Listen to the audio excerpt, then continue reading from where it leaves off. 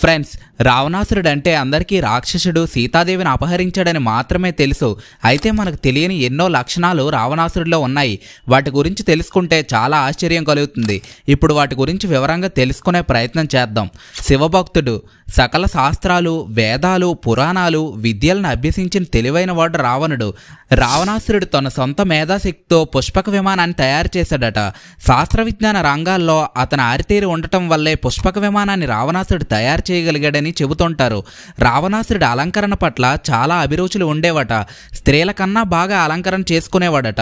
రావణాసురుడు కులాలకు వ్యతిరేకి. రాజ్యంలో అందరూ సమానం అని చెప్పేవాడట. కుటుంబం అంటే చాలా ప్రేమ ఉండేదట. ఖగోళ, జ్యోతిష్య శాస్త్రాల్లో రావణాసురుడు దిట్ట. ఆయా శాస్త్రాలను అవపోసన పట్టిన కొద్ది మందిలో రావణుడు కూడా ఒకరని చెబుతారు. మన దేశంతో పాటు శ్రీలంకలోనూ కొన్ని ప్రాంతాల్లో ఇప్పటికీ రావణుని పూజిస్తూ ఉంటారు. సబ్స్క్రైబ్ చేసుకోవచ్చు కదా.